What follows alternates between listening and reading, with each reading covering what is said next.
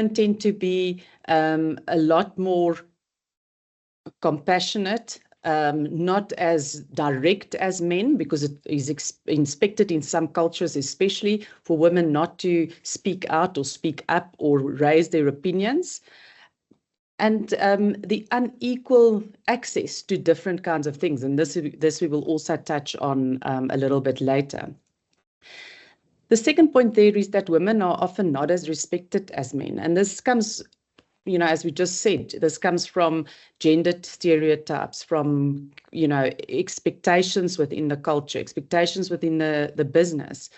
And women ideas as a result of that is not always valued as much as men's ideas are valued. And this often makes us apprehensive to raise our opinion, raise our voice, give input, make a suggestion, and so on.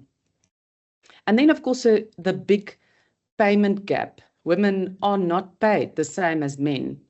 The World Economic Forum gender gap results for 2024 shows that only 20% in average worldwide from 146 countries that were measured, only 20%, the average is that only 20% of these countries pay the same for women as they would be paying for men for doing exactly the same job.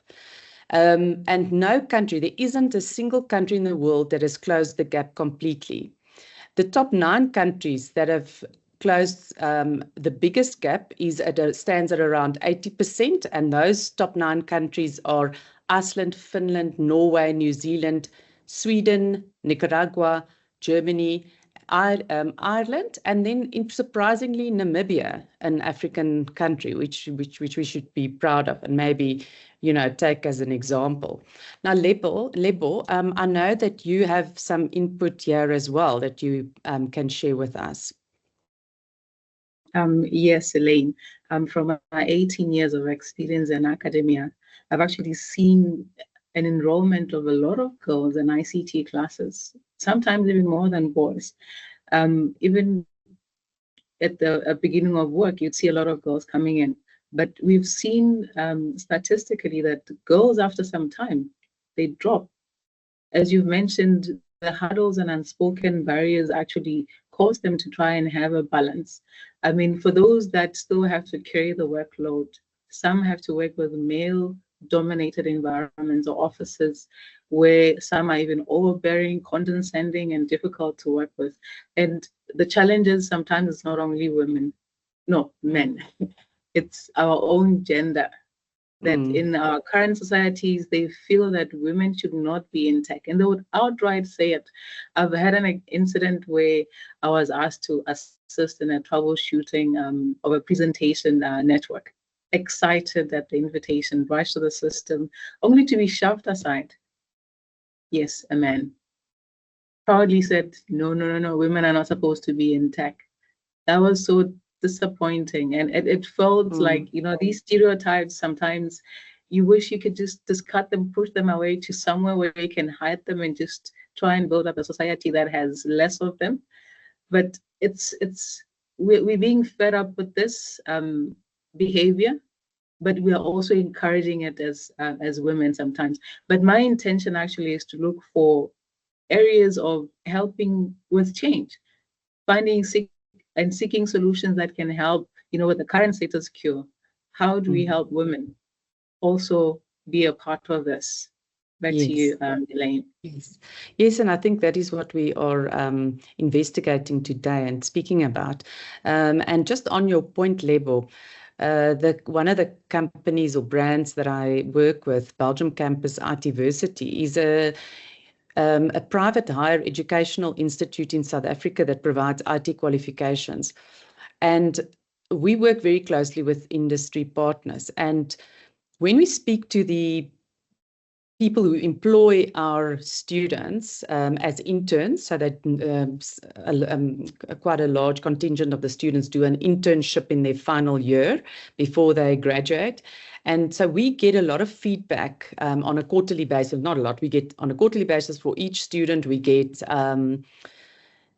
feedback on the actual student and conduct. And many of the supervisors who work with the women, the ladies, as interns, say to us that ladies make far better developers, software developers as men, because they are very detail orientated. So it shows you the ability is definitely there. We need to now break the barriers, see how we can break into the industry as an equal. So that's just a little bit of info there that we receive from the, back feedback that we receive from the industry. Yeah, it'll be nice to have a read on your findings as well, Elaine. Thank you for that. Okay. So what to change in the organization? I mean, you can speak about all of these things, but you need to start somewhere to enable change. And the first thing always, I think this is something we teach our children, this is something we get taught in business, is that we must recognize the problem. I apologize, I see there is a typo there. It must be understand and recognize the problem. The first thing is to recognize that we sit with a challenge, and then we need to understand where does this problem come from. Then develop an inclusive work environment. And that's always easy to say, and I think it's more difficult to do, to shift, for instance, a culture, because a lot of these problems come from a cultural perspective. And I'm not just talking about culture in terms of African or European or whatever. I'm talking about a company culture. To shift a company culture is already a very difficult thing. And, to do that, sometimes we would need not just different processes in place, but we would need change management. And that change comes from the top. So we need to find ways to initiate that change and make suggestions and create right policies and procedures to support these things. And one of those policies would definitely be a hiring or an HR policy. So to follow a systematic hiring process. And what does that mean? If we want to get women in leadership, we need to say that, first of all, if, for instance, let's take an example. If there are 2 CVs on my desk and the one is a woman, that we consider the women, first of all, if this is what we are trying to do, to bring women into leadership. If you have 100% men on your board of directors and you have a position that goes open, or even just a managerial position, then you should bring in diversity, because we now saw from that first slide that if there is women in leadership, the profitability is 21% higher than where there are only men. So that would be a natural conclusion that we should get diversity into our management team. The following thing would be to conduct diverse interviews. That one person doesn't just do the interviews over and over and over, and that we perhaps even get people from the outside to sit in an interview, to give an objective opinion, because often when people do interviews, you look for the same kind of opinions that you have. And that is the first thing that we do wrong, is we should look for people who don't necessarily just agree with us. We should look for different opinions. We should look for things, people who think about things differently, who have other input, who have other ideas, who can bring something new to the table. Then, of course, implement mentorship and sponsorship programs. Introduce women to important people inside and outside of the organization. Bring those women to the business lunches, or, men often go out and play golf for business. Take the women with and be more inclusive. Become a mentor yourself. And I think this is very important, and we'll speak about, one of the last slides, we'll speak about what now going forward and what do we do. But be a mentor, and not just to young women, but to other women in the organization, and become a role model. For people must have somebody to look up to, and, conduct yourself in a way that young ladies would want to, would want somebody to look at. Step in, speak up for people. Do what women do, care about other people and take them under your wing. Then understand what motivates women. And we all know that this is not the same as for men, relationships and community and support. Those are the things that motivate women. I think it's very different in the general business world. I think power and money and so on are the things that we generally look at and expect would motivate people.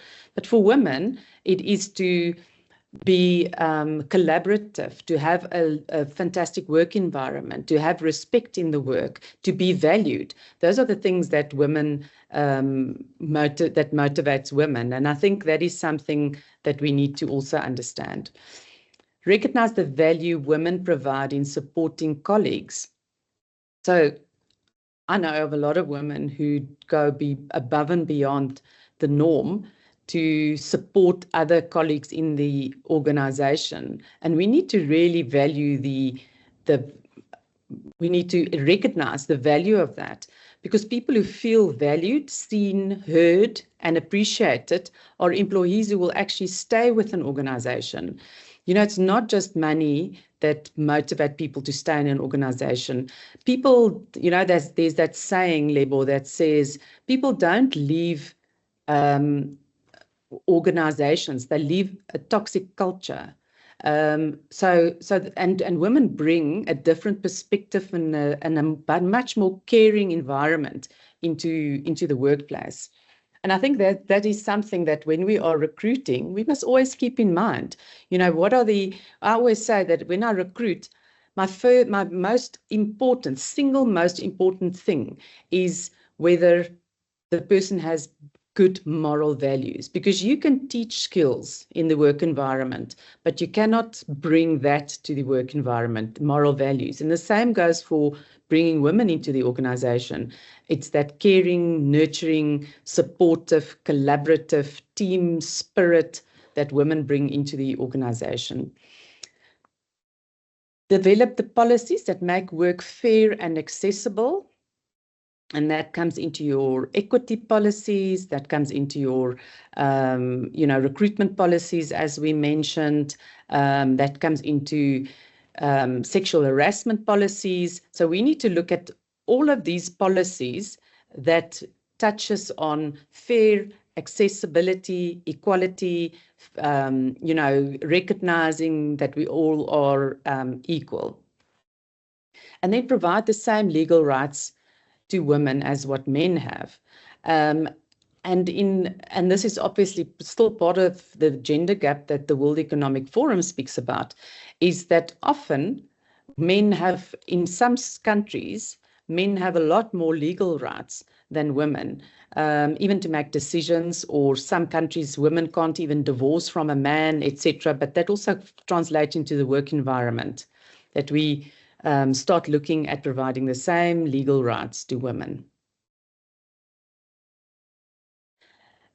Some further advantages of including women in leadership, and we have touched on some of these already, but improved team dynamics, stronger collaboration. Women definitely bring stronger collaboration. Women, even though you will ask somebody in an interview, what is it? Do you prefer working on your own, or do you prefer working in a team? Now, generally, women prefer working in a team. You obviously get individuals who will say, and I personally am one of those, that I want, certain quality of work, so I will often rather prefer to do something on my own. But you can never do these things alone. So you always need that team collaboration, and women are far more likely to work collaboratively than what men are. Women often bring creativity in problem solving.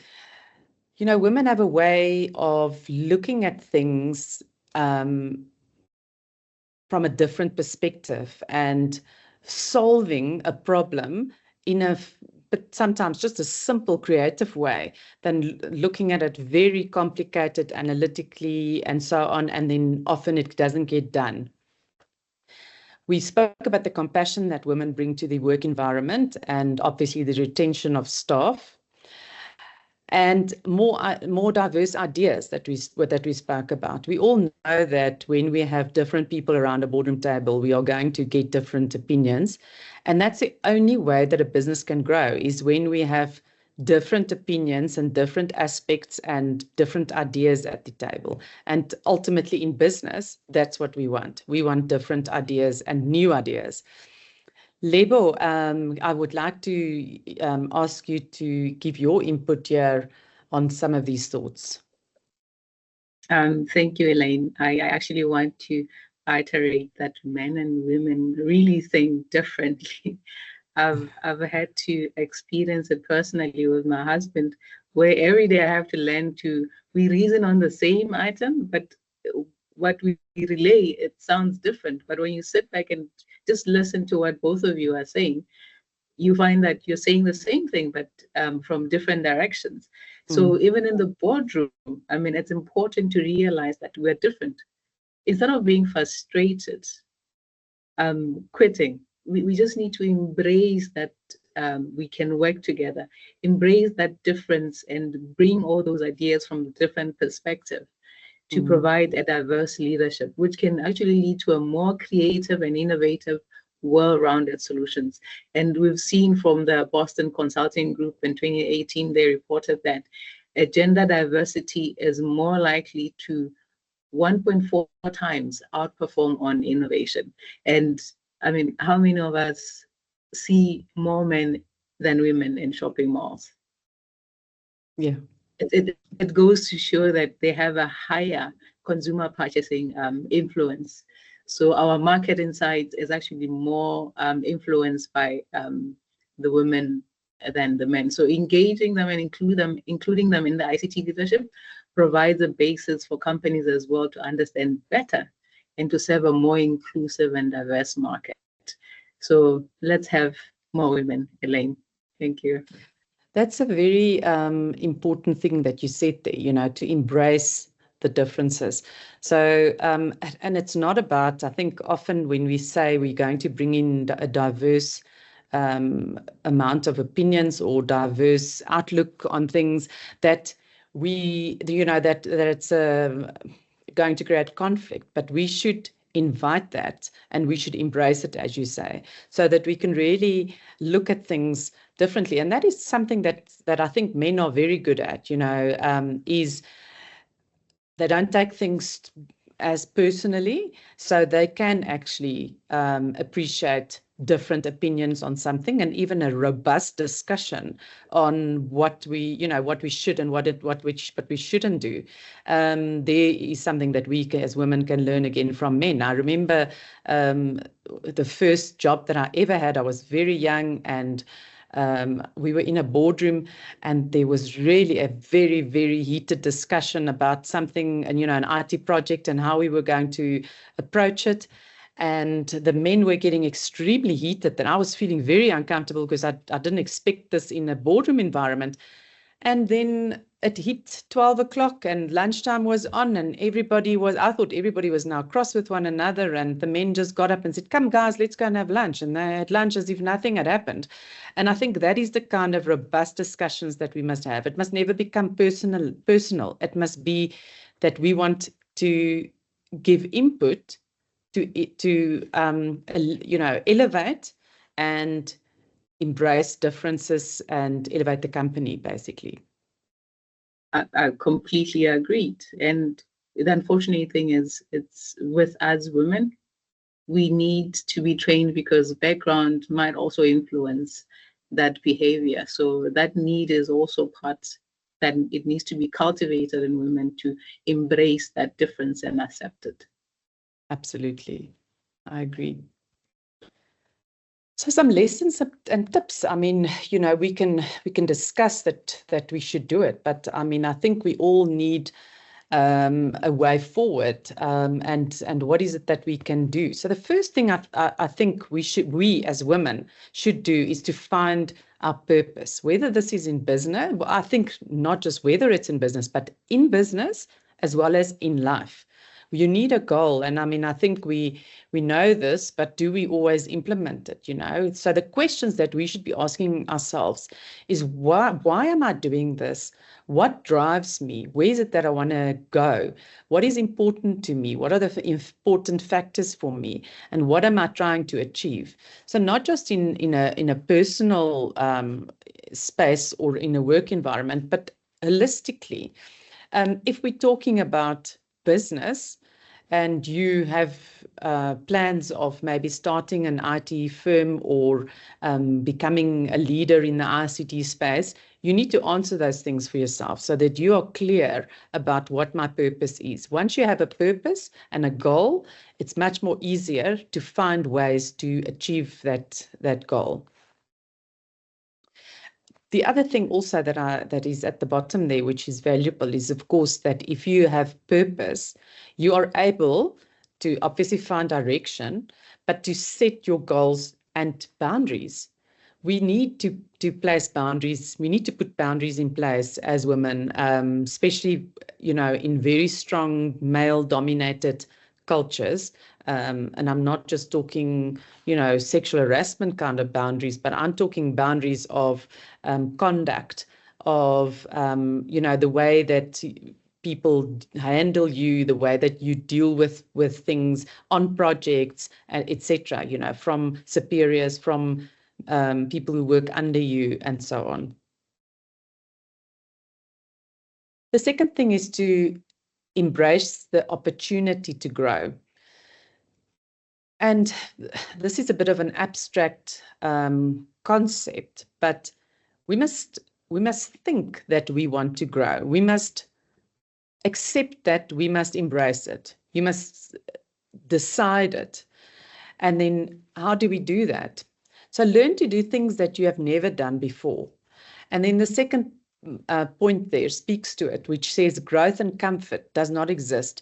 We don't all like doing things that we haven't done before because it's scary and it's unknown, and we don't always, you know, we're wary to try something new. And especially if you get older, you get into a comfort zone and you are very afraid to try something new. But we don't learn if we don't place ourselves a little bit out of our comfort zone. Don't be afraid to make decisions. You know, you often sit in a boardroom or in a meeting and so on, and you are afraid to speak up because of all this, the gender gap, the fact that women don't, the opinions aren't as valued as men's. You know, there are men who you feel are superior, who are, you know, well-educated, etc. And then it makes you afraid to actually speak up and take a decision. But this is something that you need to get out of. Because we are afraid to say something wrong or make a mistake, we don't often speak up and take a step, take a stand, and make a decision. Take risks.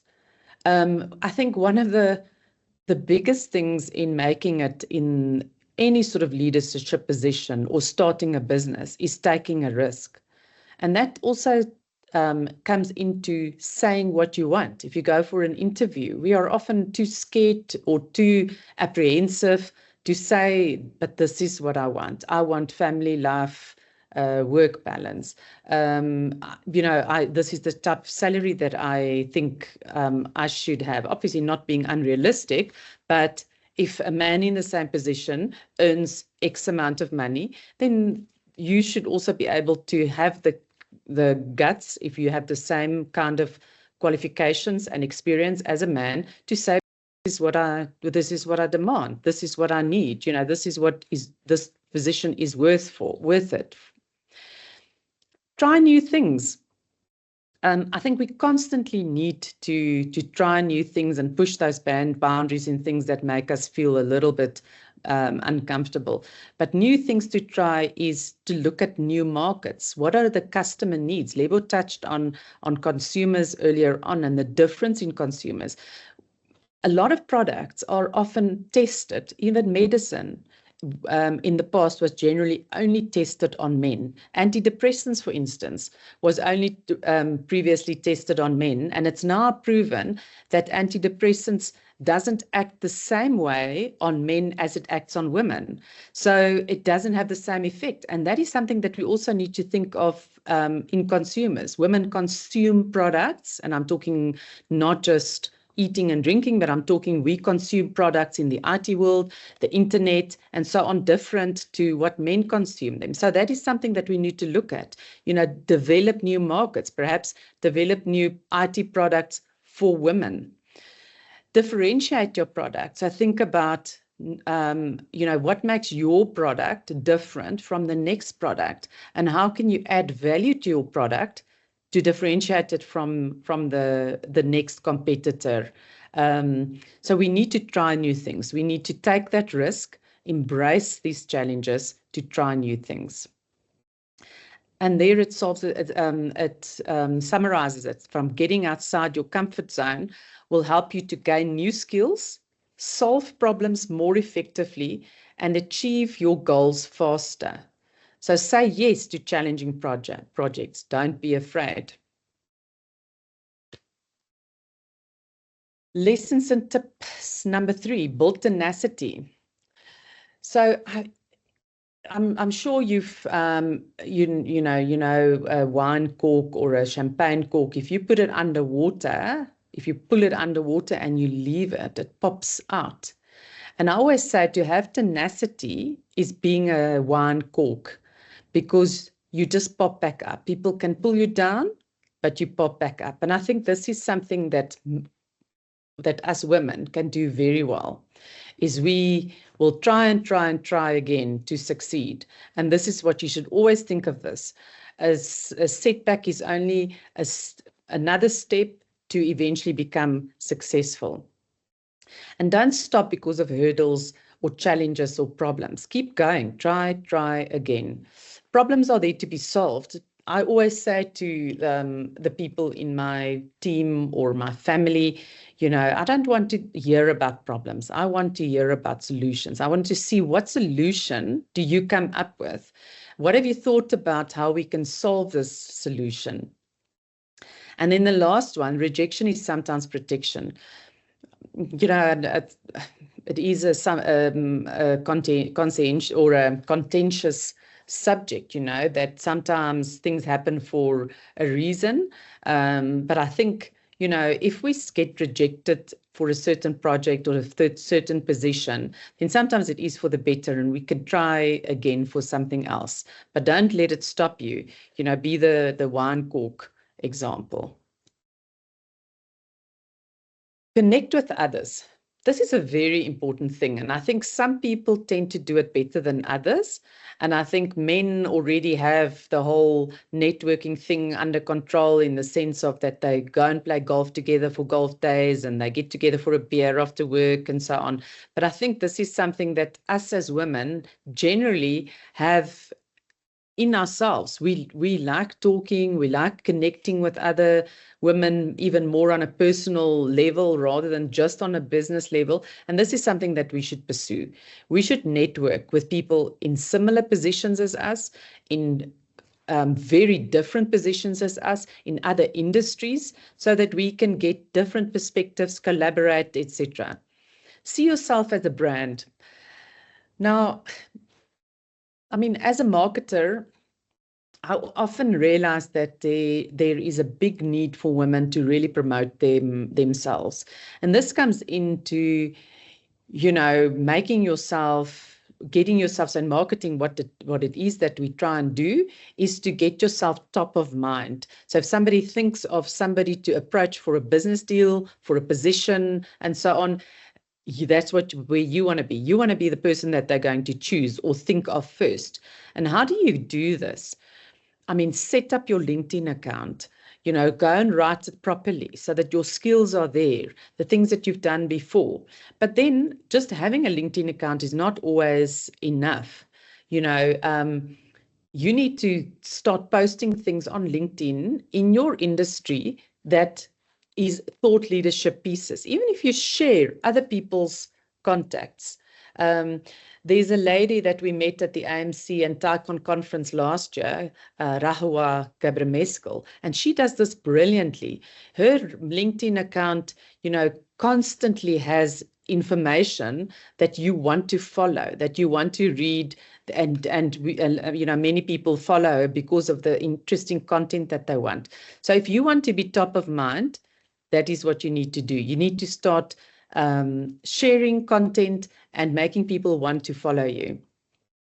Connecting can boost your brand and your business. So that networking availability, your networking, two brands who work together is often a lot stronger than one brand, or doing a project together. If your skills in the IT industry is, for instance, let's say payroll and HR, but or payroll and, you know, another company has the HR and you can collaborate. There's a strong, you know, presence and a strong motivation for a company to rather go with that business deal. So don't be scared and think people are going to steal your thunder, you know, take the money that you think you're going to earn. Collaborate with people to strengthen your offering. Find similar-minded people to help you achieve your goals. Similar to that, you know,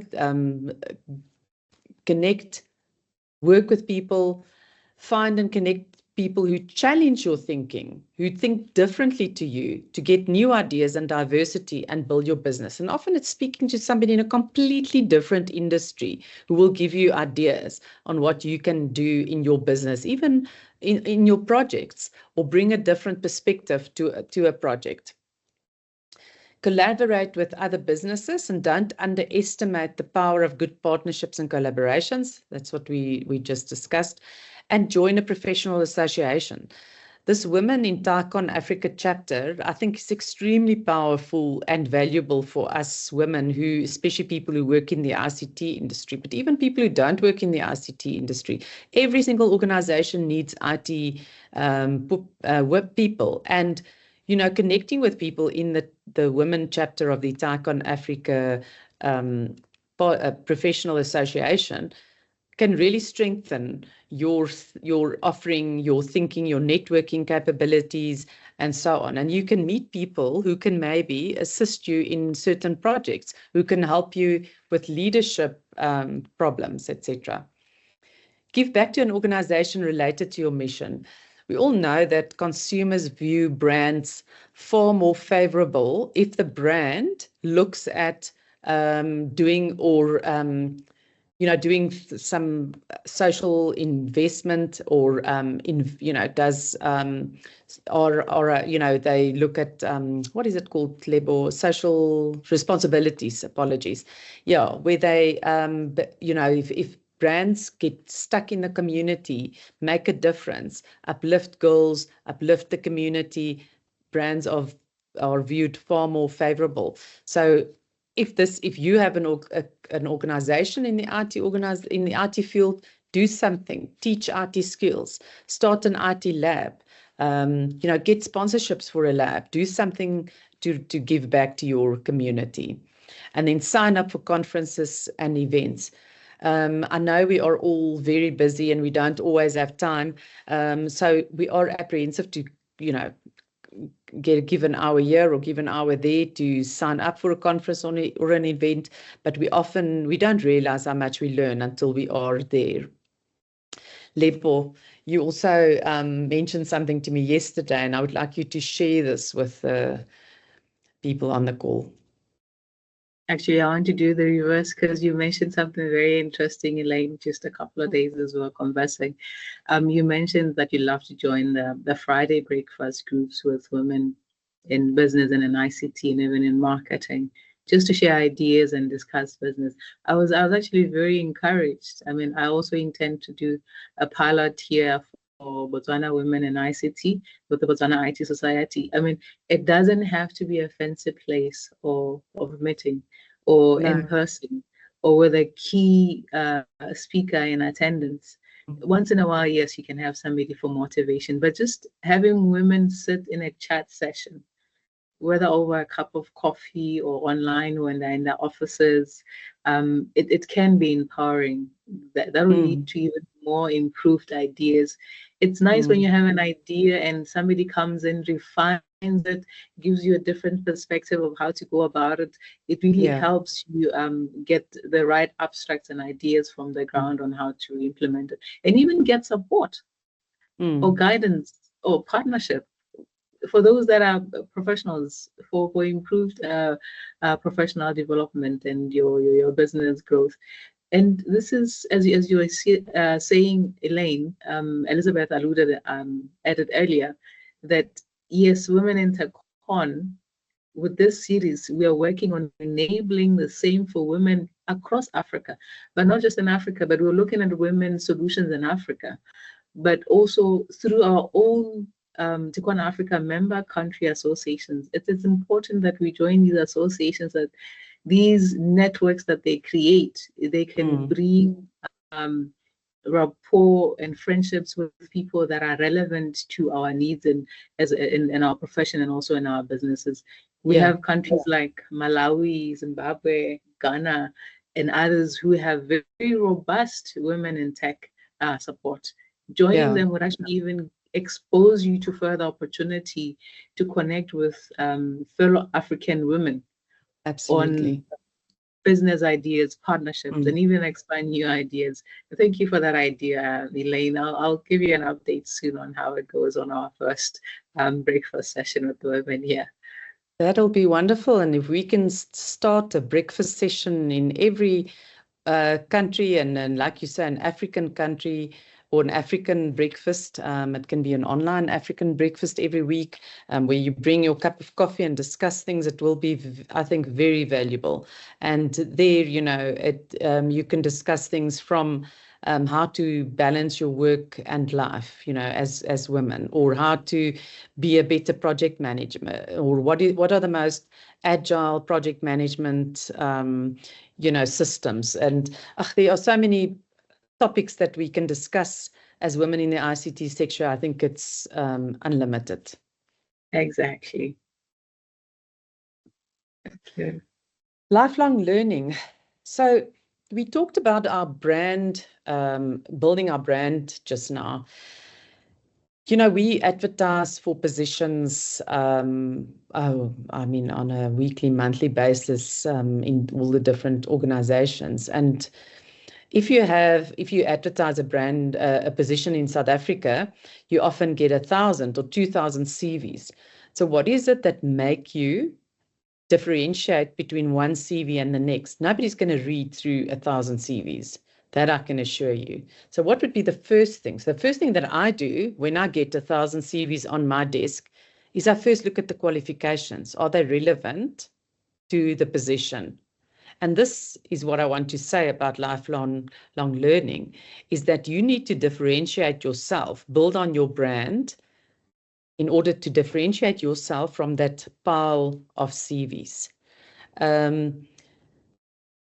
When you know, years ago, I could never find a job in my field. It was just impossible with this gender gap that we are talking about, with the policies in South Africa, the regulatory policies in South Africa. I could literally not find a job. And then I thought about it a lot, and I thought, well, then I need to differentiate myself and be better than the next person. And the only way that I could think of doing that, because nobody's going to look at your CV and see from that you are an ethical person, that you are hardworking. They don't see that. They see the qualification that's written behind your name. So we need to adopt a learning attitude going forward, lifelong learning. We must never, ever stop learning. You know, and I'm not just talking about qualifications. Obviously, if you are not achieving what you want, then maybe that is the first step in the right direction to get a new qualification, or maybe to get a, maybe do an industry certificate in your field, professional, industry certificate like SAP or IBM, or one of those certificates, depending on what work you're doing. But also the softer skills, keep learning to better manage people, and I'm not just talking about being a better supervisor or a leader, but to better manage relationships in a boardroom. All of those softer skills is very important. Learning keeps us humble because we realize what we don't know. It keeps us adaptable. I mean, if you have more than one skill, you have more than one option of how to handle a problem. It opens your mind up for different kinds of perspectives and problem solving. It introduces you to new ideas and perspectives, and that is why you'll be able to then be more adaptable. It also makes us far more confident to speak up. We spoke about being afraid to say something, or being apprehensive to make a decision, or to take risks. The more knowledge you have, the more confident you feel in yourself, and the more confident you feel to speak up and provide ideas and input. So stay up to date with industry trends and shifting customer needs. And we spoke about that earlier, but even the industry partner, us in technology, changes on a daily basis. We need to keep abreast of all these changes, and that comes in with lifelong learning, to always stay on trend. And you don't have to now today, do your industry certificate today. These things take, it is the consistent increasing of your knowledge. To be better, 1% every single day, consistency. Take small steps to get to a long-term strategy of lifelong learning. Invest in financial knowledge. I think that is something, that we all need to know, especially if you want to be, if you want to start a business. You need to understand finances, at least the basics. You don't have to be an expert, but at least understand the basics of finances. And be curious. The more curious we are, the more things we want to learn, the more, the better our attitude for lifelong learning. To create that better CV that we were talking about, or the brand. And ask for help. Never ever be afraid to ask for help. The only thing that can happen is somebody can say they can unfortunately not help you. And you will be surprised at, when you ask for help, how many people will not have a problem at all to assist you and to help. Asking for help is a strength. It's definitely not a weakness. If we can get over that barrier in our heads, then we will get very far in our career.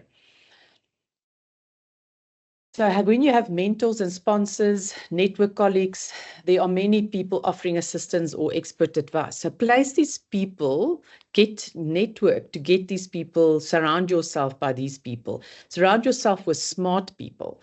My dad always used to say to us that you are the average of the sum of the 5 people you spend most time with. And what does that mean? If you spend your time with people who are destructive, or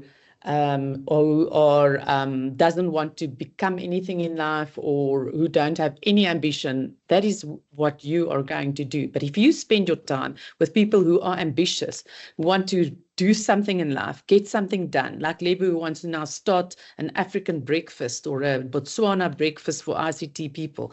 Surround yourself by those types of people who have vision, who wants to get somewhere in life, and who wants to be successful, because that is eventually what's going to rub off on you and what you are going to become. So now, what about the future? So we have all of this, and we have a lot of things that we think we should do and implement, and we need to, build on our own brand, network with people, learn something new, etc. But the future lies in the younger generation also. And we need to make the internet accessible to young girls. We know that this is one of the biggest things that hinder education and growth, is the internet and the accessibility to young girls. There are many initiatives in different countries where there are free Wi-Fi zones, and this is something that that ICT companies can do, or even in collaboration with some of the big companies that operate across Africa, like Stanbic and APSA and so on. We should be the drivers of this. Educate our young girls. Sponsor a girl to study, or be a mentor to them. Assist young girls and introduce them to the STEM fields, science and technology and engineering, and mathematical fields. We just spoke about how successful women can be in those fields, and I think we need to introduce them and sponsor them and encourage them to be part of that. Decrease the digital divide for young girls. I mean, yes, we're obviously talking about, breaking the glass ceiling for women in ICT, but the digital divide really holds us back and holds communities and countries back. And we need to find out ways to increase or to decrease the digital divide. So Lebo, now that is the end of my presentation, and I think you can take over for some questions and maybe some for people, get some of our listeners to share their experiences. Thank you so much, Elaine. That was so insightful, and we are challenged. But let me welcome hands from the attendees. Any questions for Elaine or for any shares that you have on your experiences? Would be happy to know more. But let's start with questions for Elaine first and myself.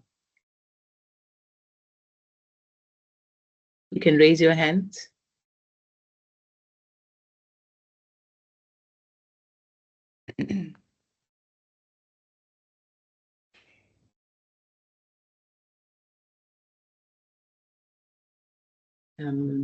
From my participants list, I do not have any show of hands. As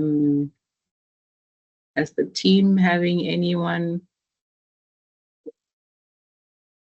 Oh, there's a Bianca who has a question. Oh yes, Bianca, please go ahead. You can open your mic. Hi, good afternoon, everyone.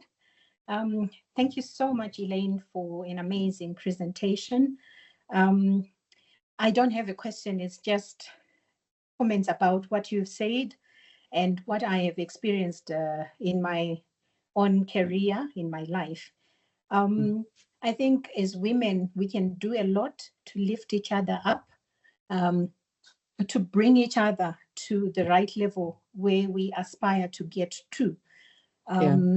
Yes, we want to, have a seat at the table where predominantly there's been men as we speak. But I think it will take other women to bring us there. So mentorship programs are important so that we are pushing the message, we are creating the behaviors or advocating for the behaviors that we want to see in our fellow women, more so those in tech. Yes. So wherever we are having mentorship programs happening, let's amplify that so that we get more people, following in the footsteps of those who have made it. I think that's very important, and I appreciated your talk about creating a brand, one's own brand, and perhaps the tips on how to go about it, like on LinkedIn, what you can do and so forth. I've already taken a few lessons there. So just to say thank you very much, Tim. You very much appreciated, and I hope everyone who's on this call feels the same way. Thank you.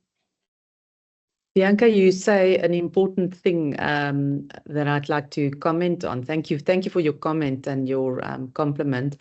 About women who can lift each other up, and if the person next to you is successful, it has a domino effect. We mustn't be scared to assist somebody else to become successful, because ultimately in that community, it makes you also more successful. The better the better somebody does, the more it influences the economy, and the more it has a ripple effect within your community and where you are. So we must always be supportive and encouraging and embrace somebody else's success.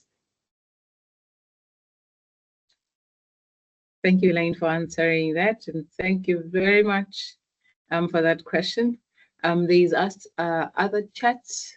I'm going to read from the chat. We have a chat from Deborah Jakalis. My takeaway: knowledge breeds confidence. The more knowledgeable you are, the more confident you become. And about 6 hearts there. I see that many are embracing that thought, Elaine. And Gifty is saying, thank you for such an insightful presentation, Dr. Elaine. My takeaway: see yourself as a brand. I look forward to seeing your brand, Gifty. And then I have a question from Chipo Fasha. Beautiful presentation. Wanted to ask if we could be guided on links and sites for our career paths, be it cybersecurity, AI, and any other bootcamps happening globally. I believe this one comes back to me, Elaine, to answer, but maybe let's just have each question answered and then to the end. I see there are more coming in. Let's just do 3 questions at a time so that we don't waste in one question. Let me just read the second one. We have one from Imelda Sabuni. Thank you for such an amazing presentation. In regards to women not helping women, how well can one navigate such environments? I have noticed that more men support women more than women do. It's an interesting finding and learning from you, Imelda. The third one. Okay, this is a thank you. Great presentation with so many takeaways. Thank you for taking the time. Elaine, let's do the first 2, Chipo and Imelda. You can go first. I'll go after you. Okay, so Chipo. Yes, I think Lebo. For women, the women chapter of TICON Africa, I think join the QR code is on the screen at the moment, and I think it's a very important thing that we must all share the different kinds of sites or things that are happening globally, and we could propose a page label on the Women in TICON chapter of events that are happening around the world, perhaps even, where people can post it. That's certainly a very good idea, Chipo. We will definitely take that to heart and propose this to the chairperson and so on of the Women in TICON chapter. So thank you for that. So look out for the page. I'm sure that is something very valuable. The first thing that I can tell you about is and Lebo has, can maybe expand on that. But TICON Africa has a conference coming up in Ghana, in Accra, from the 20th to the 22nd of August. The QR code is there underneath my picture at the moment. So that is the first thing. I think that is a very nice global event held in Africa, or African event, an international event held in Africa. And I attended last year. Lebo, did you attend it as well? And it was really very insightful with amazing speakers. So that is something really to keep in mind. Yes, Elaine, I did attend the last year one in Kenya. It was amazing. Quite a lot that you learn between marketing and ICT, but I'll speak on ICT side because we had speakers from across the continent. And what I found insightful was, coming from a telco background, also sitting in the board in a telco environment, seeing how others are doing in their countries. With the team that came with me, it was so mind-broadening that from an African perspective, we picked up ideas of what others are doing in their parts of the continent, bring it home to Botswana so that we can apply them. So attending the TICON conference actually brings that connection of understanding how Africa and our countries are doing and sharing ideas on how we can improve in our own ecosystems, and sharing those and how we can actually bridge the gap between countries as well. So yes, the conference itself brings that connection of one Africa, one people. Absolutely. But also to add on that, the women in TICON, remember we did mention that this is the first series, there's many others that would come. We do have the chapter as women in TICON Africa, but TICON Africa has other chapters as well, and committees that are working on the various trainings and development programs for ICT professionals. So with the QR codes, please just tap into those and check out what TICON Africa is providing outside the conference. But look forward to the conference, because it's the cream de la cream of what you actually need, and then everything else will fall into place with that. Absolutely. And the networking in that conference is really amazing. The amount of people you connect with and can learn from, and you know, have a partnership with, and so on. It's really, really incredible. Very much. I don't know if you can answer this one, Elaine, from Imelda. How do we navigate? I can actually agree with her. Yes. Men support women more than women support women. That's a bit of a challenge. Absolutely. And I think, Lebo, also in different cultures, it's also sometimes more difficult than in other cultures, perhaps. But I think the thing is, it needs to start with us. And that is why, you know, the Women in TICON is starting this initiative, is that we start supporting one another, that we start supporting other people, even if they're not at that point supportive of you, but to start creating a culture and to embracing people's success and to celebrating people's success, whether it's, you know, and I think it must be personal, and sharing people's posts on social media is a way to show your support. And the more you start supporting other people, the quicker they're going to start supporting you. But I think it is a very, very difficult thing, but I think it needs to start somewhere. Definitely. Women in TICON Africa, let's scan those QR codes and get more events from there. And yes, our country associations as well, they have their activities, tap into them. And because we're speaking of those breakfast shows in our countries, and I can see that a number of countries from Africa are represented here, let's introduce them and start training each other to embrace each other's differences and work together, because those differences actually can make a bigger impact and improvement to how we work together. There is quite a number of Camara days for you, Elaine. Beautiful presentation. Joyce has a question. Her hand is raised after Imelda. Joyce Benza has a question. Okay. Is Joyce still having a hand up? Let me just check that. Joyce, if you have your mic on, please unmute and you can speak through the mic. Okay, thanks very much. A very insightful presentation and very good moderation from you, Lebo.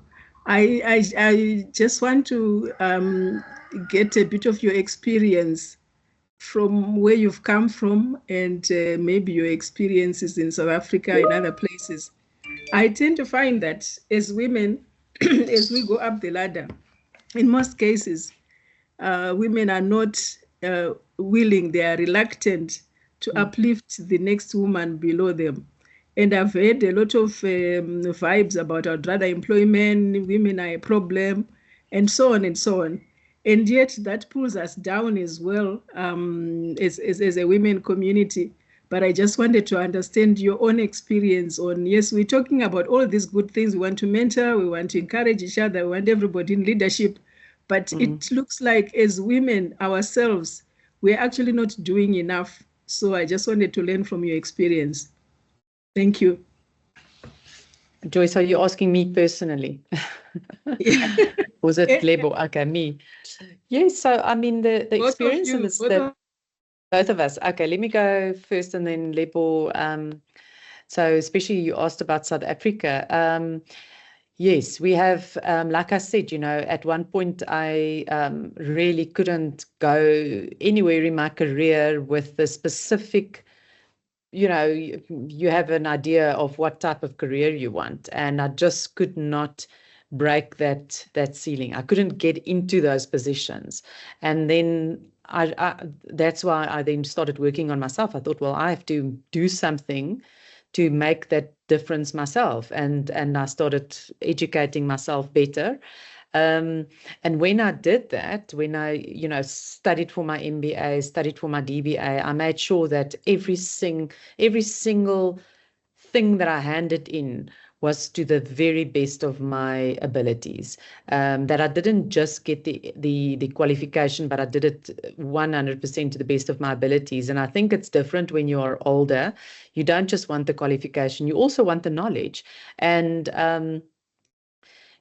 supporting other women. I mean, I personally have helped ladies, and especially young ladies, to study and to get themselves qualified. In the boardroom, I've experienced very negative things in boardrooms from men, not so much from women, I must be honest, but a lot of negative brush-offs and so on from men in the past. And the thing is, you need to be confident in your knowledge. But first of all, build up that knowledge so that you are confident, as we said, and then not be afraid to speak up, not be afraid to make suggestions, to take action, to take those risks. So stand your ground for when you really think that you have something that is good to offer. Thank you, Elaine. Joyce, you want my input as well, I suppose. It is possible we become more intimidated as we climb up the ladder. One could ask, could it be a confidence issue, like Elaine was saying, or a lack of time due to unspoken barriers, because there's just so much you need to handle: operations, company running stuff, and you also have to balance that with your daily domestic activities. With that time, how much time do you have to actually offer yourself to others? Or is it because of your emotional availability as well, and physical availability? Because there's so much time that you can actually provide between yourselves, taking care of yourself, your kids, family, and others. And how much do you have to actually give yourself time out?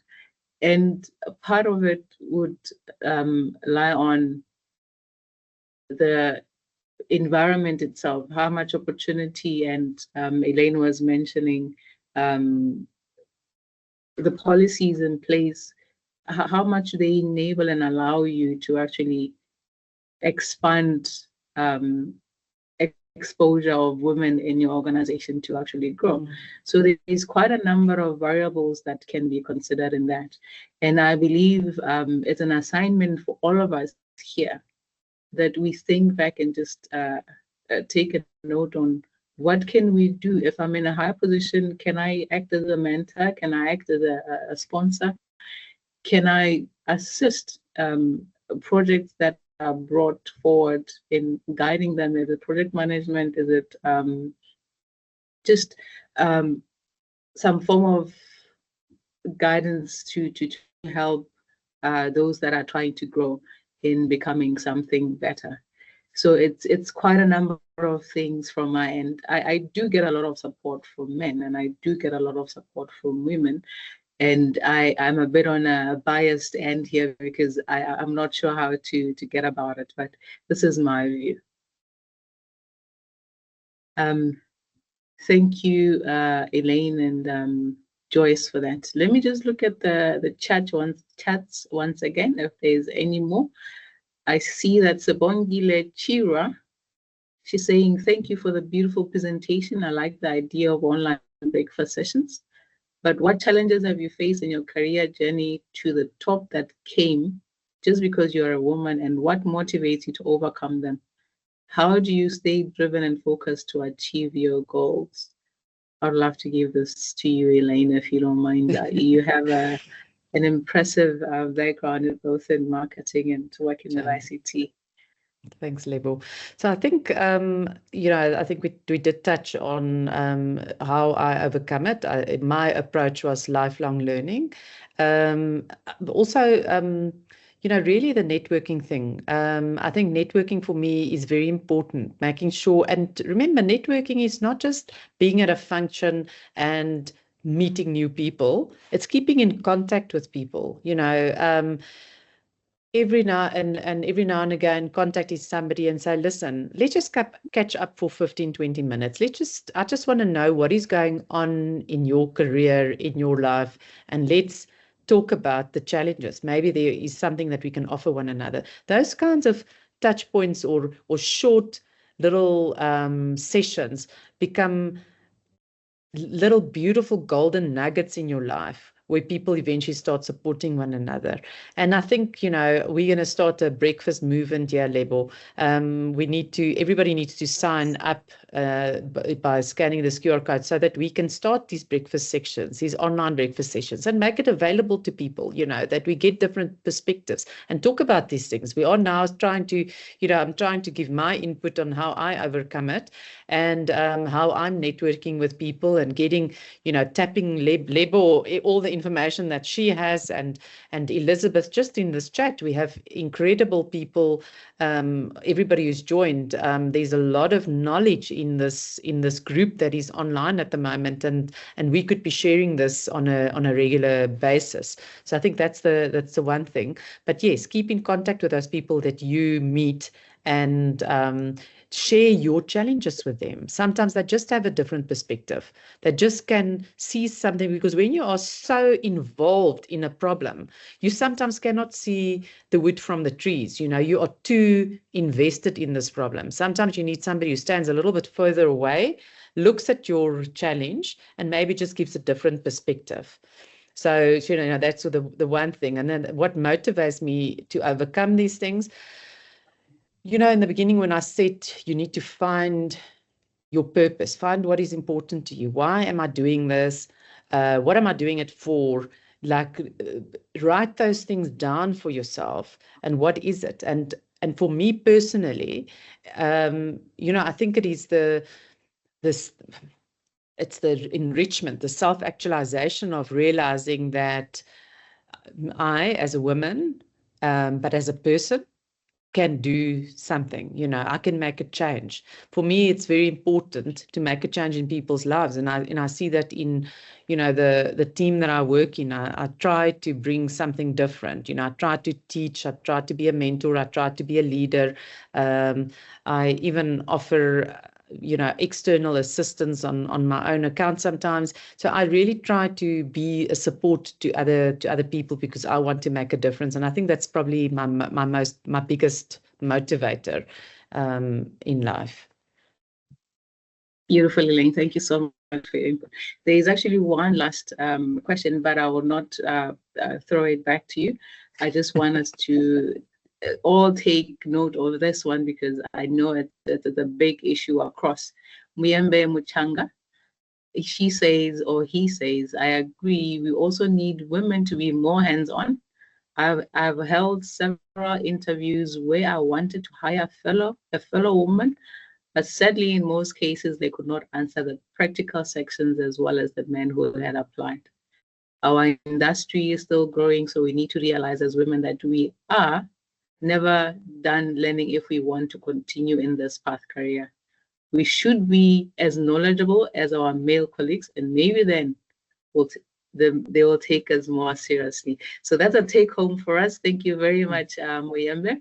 Elaine, I want to thank you very much for your powerful insights and from your vast, authentic leadership experiences. Your words have actually challenged us to think deeper and lead more in a bolder way in the space that is male dominated. We're truly inspired by your journey and grateful for your time today. Your impact today will ripple far beyond the session. Thank you so much, Sure. Elaine. Thank you, Lebo. I appreciate. Thank you, Elaine. Ladies and gentlemen, before we close, we bring this powerful session to a close. I want to take a moment to just reflect on what we've experienced. Just a few takeaways. One, leadership in ICT must be inclusive. Diversity is not just a goal, it's a strength. Two, barriers can be broken, but it takes our bold voices, supportive systems, and intentional action. Elaine has reminded us that representation matters and that mentorship, visibility, and advocacy are essential tools for change. So we each have a role to play, whether as leaders, allies, or emerging professionals, to champion equity and create spaces for others. A heartfelt thank you to you, Elaine, for sharing not just your experience, but your journey for authenticity and strength. But with that, your voice is not only inspiring, but empowering. To our participants, may I request that we all open our videos for a group photo, which the team will take in a few minutes. May I request the team to be ready for this? But as we are preparing for the group photo, please be reminded that at the end of the group photo, there will be a video that will play just to appreciate the upcoming TICON Africa conference for 2025 that will be happening in Accra, Ghana. Those who are crazy enough to think that they can change the world actually will. So we need to respect knowledge until Africans start to apply knowledge. The next generation of exponential growth in business is where marketing and ICT comes together.